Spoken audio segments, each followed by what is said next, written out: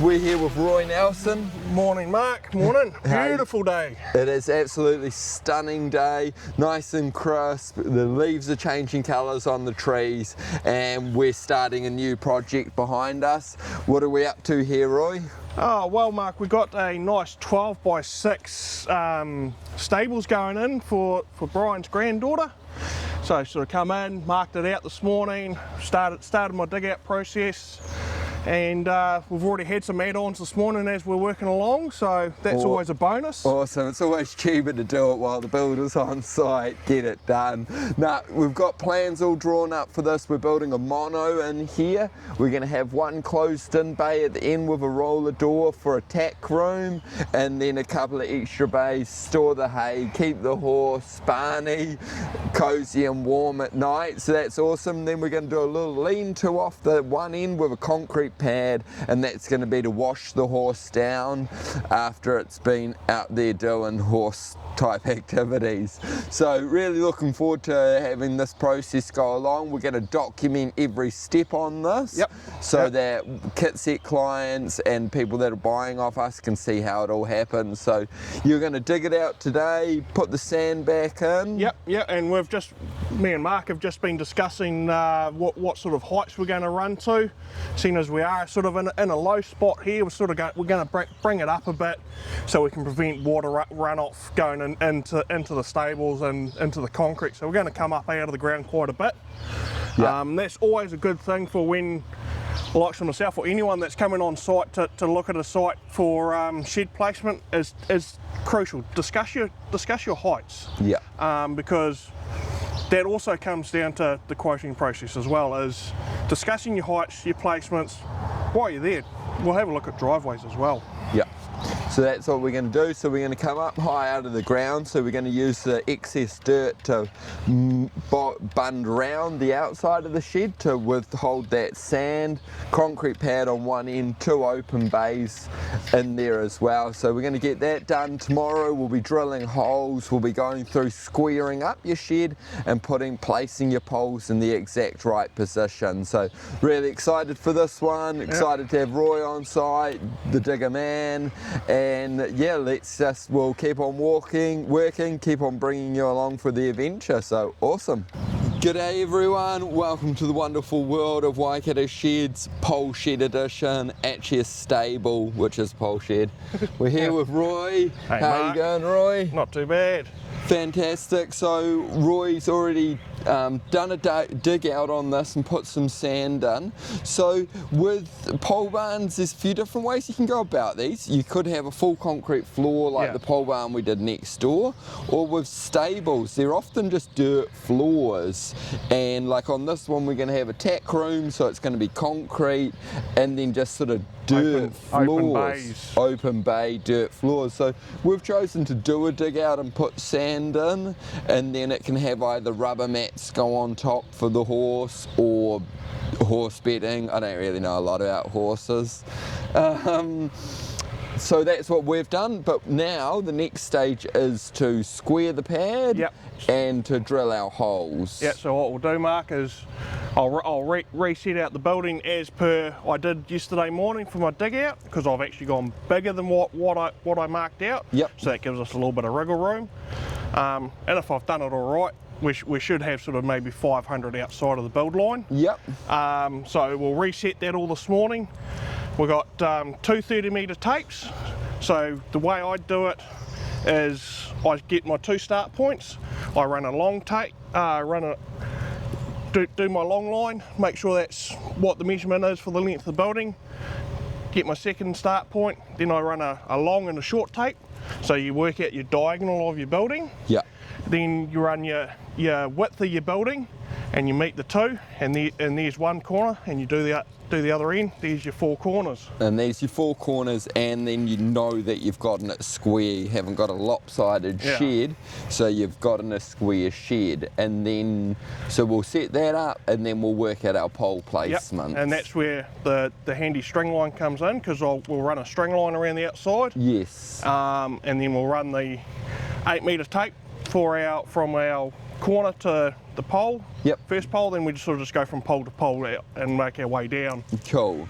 And then what size holes are we going to bore for these? So we're doing 600mm diameter. Yes. And I confirmed with Thomas, the salesman yesterday, that we're going to be drilling 1500 deep. Okay. So that allows for your 200mm or 100mm cinder block underneath for the pole to sit on, because you've got to have concrete underneath the pole. Yes. So then it's not just sitting on straight dirt, it's actually sitting on concrete underneath. So some people call those a punch pad, and on really big jobs sometimes they'll pour a pad at the bottom. Yes. And what we're going to do is put a cinder block strapped to the end of our pole, so when we lower that down, it sits really nicely, but also we get a concrete punch pad underneath that.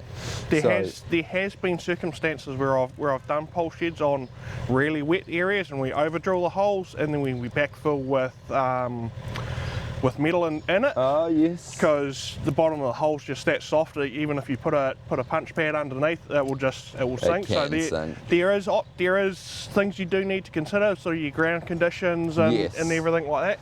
But here in Eureka, we've got good ground, so we can just go to the straight 1500. So, and I mean, a general sort of rule, if you're on rolling hills, you're going to probably be on pretty good ground, you're going to be on clay. If you're down on the lowlands and the peat, you're going to have not so good ground, so you're going to have to do a little bit more. But that's something, even if you're just buying a kit set through us, that we can talk through in that process. Yes, exactly. I mean, you guys are very sort of forthcoming on the information that's required for every build, and it's like even for me that's been doing it for a while, I'll ring up with a problem and I get answers fairly quick. Yeah.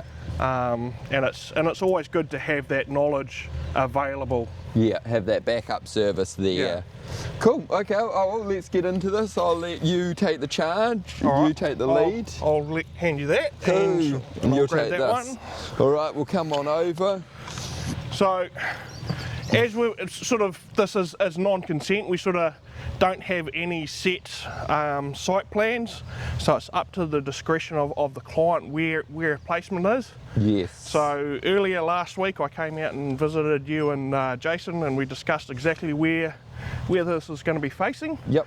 So we've got a gate down behind us over there, and we discussed we're going to try and line up the tack room with that gate. So I'll pull out my starting pin, and we'll sort of just roughly eye it up. We'll put that one in. Something that I am aware of here is we have got an electrical trench here, so I have pushed it further away from the electrical trench because the trench is 600 mils deep, but we're going to be going 1500, so we don't want to be hitting cables. So that is something too, when you're doing these consent-free sheds, you still have to abide by all the rules, like the building consents and all of that. So if you're building somewhere, you're always best to dial before you dig, and they can tell you where power lines are, where sewerage lines are, and those sorts of things. Yes. So you've got to make sure you find out about all that first gas lines, anything like that. And we knew this was running along here, and Brian, who we're building it for, has owned the land for a long time, so we know, but it is just really important to check with all of those things before you dig. And even if you can't get a dial before you dig, sometimes going to council and asking for as-built plans is a very handy thing, because if it's a new build out in the country, out in a lifestyle block, the dial before you dig services sort of only cover your power coming in. Yes. But that won't cover your septic tank lines or your water mains or anything like that from your tanks, and that's where the as-built plans come in from your drain layers and plumbers and stuff like that come in real handy, because you may have a water tank over there and sometimes you think, oh yeah, straight line, but sometimes drain layers have a different way just to get the fall to the tanks or to your septic tank, so it may take a different route to what you sort of think. And myself, I've been caught out on it and sort of scratching away. Then you sort of see a trench line appear, and you're just like, That's not supposed to be there. Yeah. Okay, so yeah, definitely worth checking with. Who was that again? So check, you can get your as-built plans from your local council. So we are 12 metres long here, so I'll run my long tape first down to 12 metres.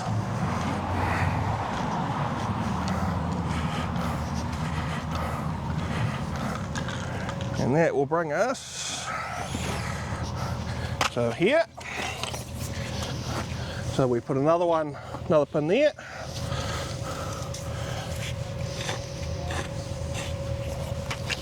Then we hook our short tape on. Now because I've already worked out the diagonal, it's 6 metres wide and 13,400 in your diagonal.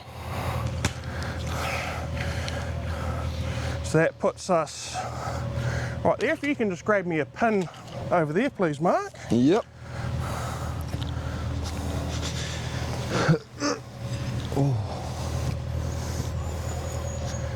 So if you come in a little bit closer here, Jasmine. Yeah, so you've come across the width of the building 6 metres. Yep. And then he's worked it out, because it's 12 by 6, what the diagonal measurement is. Yep. So now that's giving us a square pad out to this point.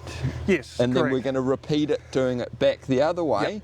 And then so it's sort of like when we build a frame up on the ground, a portal, we'll square between the 2 points, and then we'll get a square on that. So yeah, so I mean, everyone does this process slightly different. I was taught this way, and this way's I find the easiest. Yeah, and as you say, this works well for a one person, because you've just got your pins in the ground. It's easy enough to do it in that manner. So yeah, the other method is what they call the 3-4-5. So what you do is you measure out 3 metres on one side, 4 metres on the other.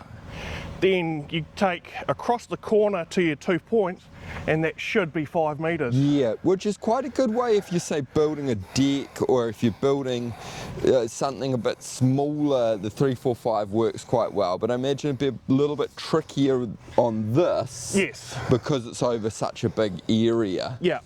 I use the 3-4-5 method if I'm building a retaining wall with a right angle in it. Yes. To square up my line for drilling holes. Yeah. But to do your 3-4-5 is sort of almost a two-person job, because you need someone to hold the tape out for when you do your 5 metre run. Yeah. Because when you're trying to hold it on a little spot on the string line, not as easy. Quite difficult. Yeah. So there we go. We're all squared up. Always double check your measurements to make sure. Yep, perfect. Then what we'll do now is string line. So I always just pick your corner, no favourable corners, then just run it down. You want to keep it fairly low to the ground. If you can just push that down, Mark. Yep, that'll do. Because when you go to mark out, you'll be spraying on the ground, and if you're spraying from up high, it's sort of hard to get a little bit accurate. And I sort of just loop it around the pins a couple of times. Cool, and now as Roy's done that, what we're going to do is just go and look at our plans. So with all of these, you'll have a full set of plans with them, and they'll have the spacings.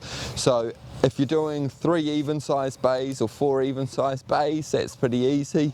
On this one, the tack room's going to be slightly bigger than the other 2 bays, so we're just going to confirm on the plans exactly where our poles are going. Yep.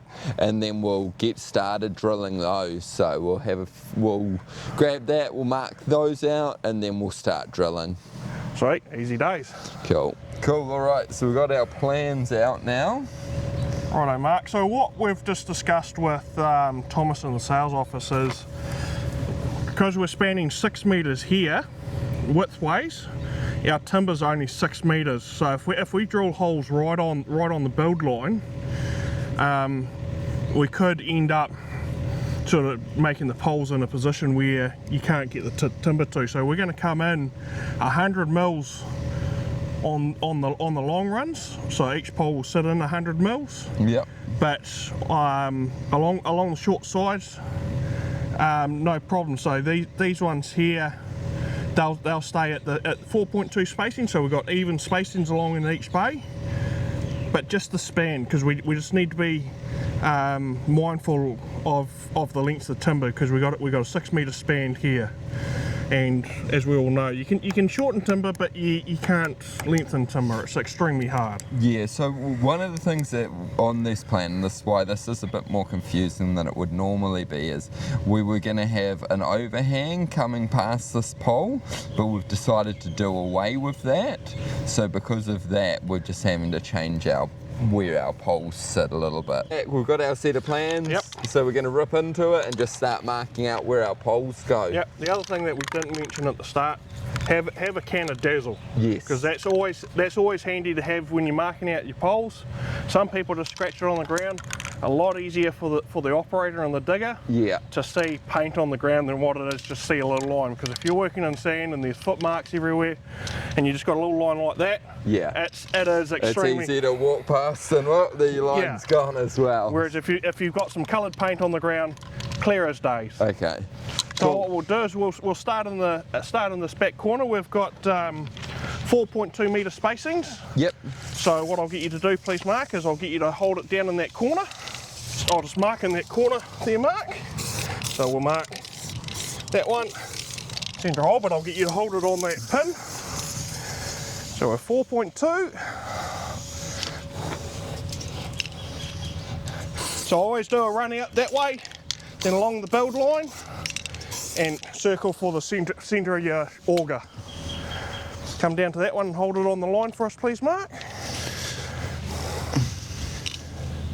And 4.2. We're back at it, so we've marked out our outside and now we're just going to mark our internal pole for this. So not all pole sheds have an internal one. If you have a closed-in bay with concrete in it, like we're doing this one, you will have an internal pole like we do in this. So the easiest way to do it is go around, mark your outsides like we've done. Then what you do is you put a pin in either pole mark where the line is, then you just run a tape out. So I'll get you to put that on the string line there, please, Mark. And we'll just measure it, put it on there, and we know the spacing is 3 metres. So we come to our 3 metre mark, line that way, and there we go. And there's our centre of hole.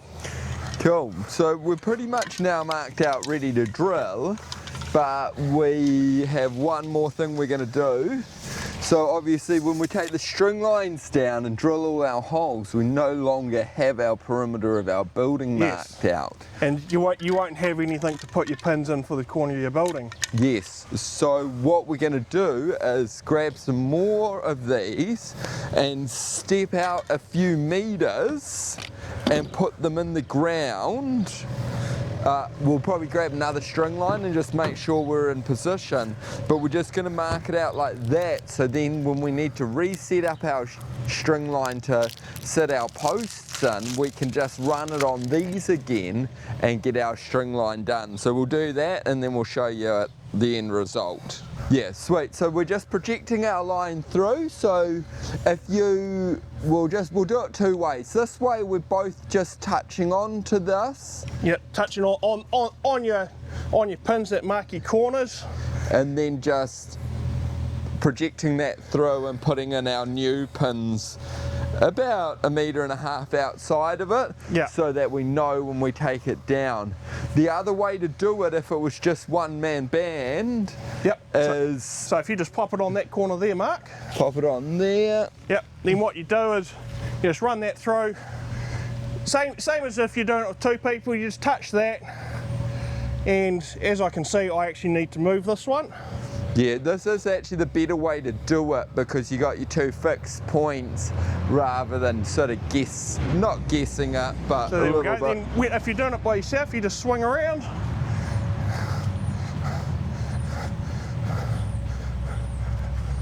And you just run your long line. And once again, make sure that you sort of leave yourself plenty of room on the outside.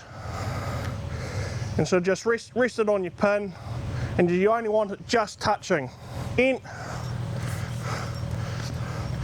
And if the other thing to consider when you're doing this is when you do the string line, if you start one line on the outside of your pins, you do all the rest of them to the outside of your pins.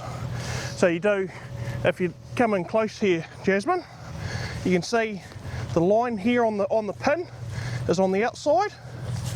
So I always do my string lines to the outside, then I just line them up. But if you run to the inside, you can see a gap, sort of a 10mm gap there. So that becomes quite crucial when you come to replace your string lines for your poles. So always take note of what side you run your string lines on your pins, because 10mm in every corner adds up. And then you go to try square your building and it doesn't square up and you're wondering why. Cool. You want to overrun that corner there, Mark? Oh, just yeah, sure. And there you go. So when you drill the holes, and your holes are drilled, what you do is you just run around, you bring your string line down, wrap around this, wrap around your other one, and go down like that. Then you end up with all your corners in the right place. Then you can go through, recheck your square. If you need to jiggle it, you can jiggle it slightly, but apart from that, it sort of gives you a really good indication where your building line is again. We're going to take down our internal string line, pull out our pegs, we'll get the digger set up and we'll start drilling some holes.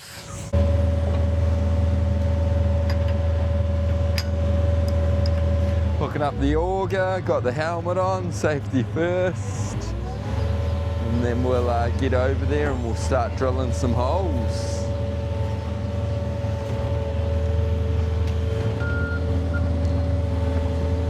Cool, so we're going to put drill our holes.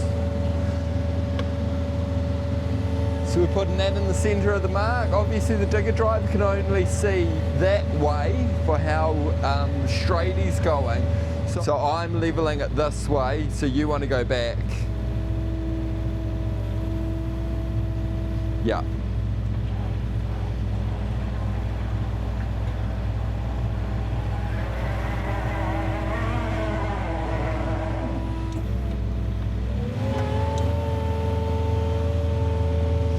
So we're just going to go through, drill the hole like that.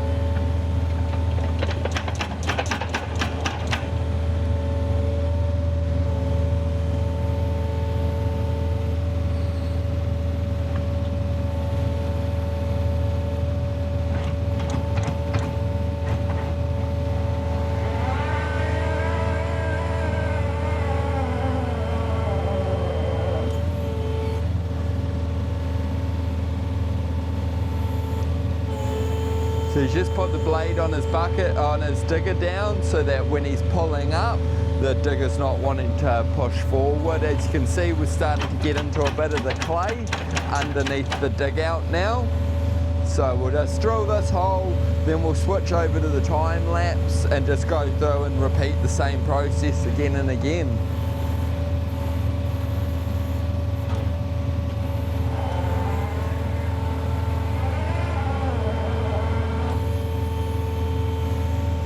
So we're going to drill these holes to 1.5 deep. And Mark, you just want to push all that edge in, then I'll do a clean out, then we can do a measurement. So we'll just push that back in, he's going to do another clean out, then we'll just give it a measure and see if we're at depth or if we need to go a bit deeper.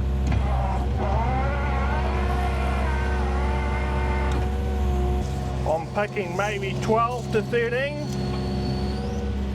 Yeah, about 11. So we're going to have to go a couple of 100mm deeper.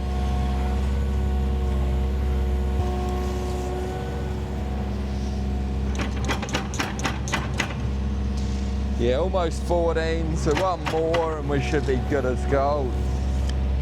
So obviously important as we're doing these, we'll probably put a cover over them, a piece of tin, piece of plywood, just something so you don't fall back into that hole, so that we keep our site nice and safe.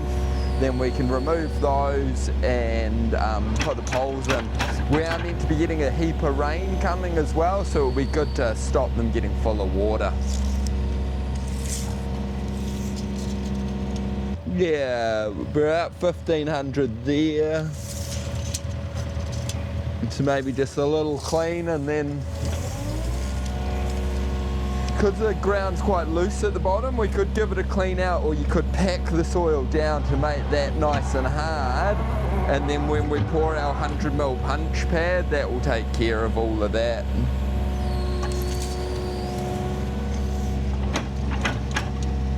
So if you come over here and have a look, see, we're down to 1500, but you're always getting this stuff falling into it. So we'll try to tidy that up. See, we're below 1500 there, so we'll probably just pack that in. Yeah, so what I'll do, in some cases you can do is you can put the auger down and run the auger in reverse, and it sort of packs and smooths the bottom. Right, yeah.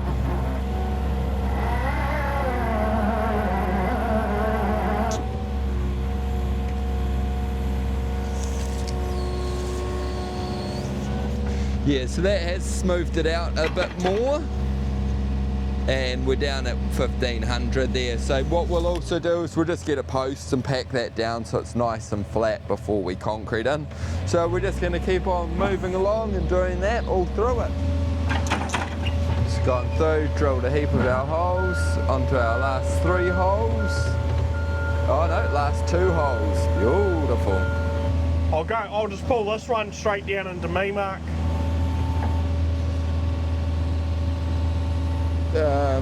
So, yeah.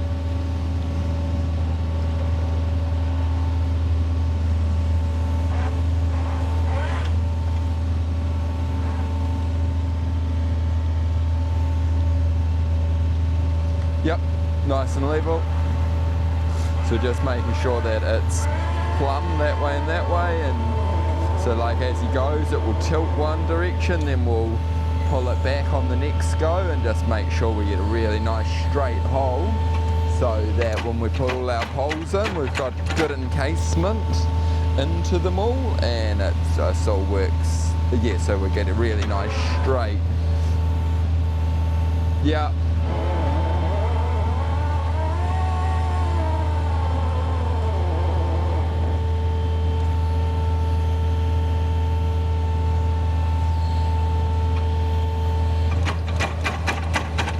Awesome, so as you've seen we've drilled all the holes, so we've drilled all of those, so what would your next step be on this site, Roy?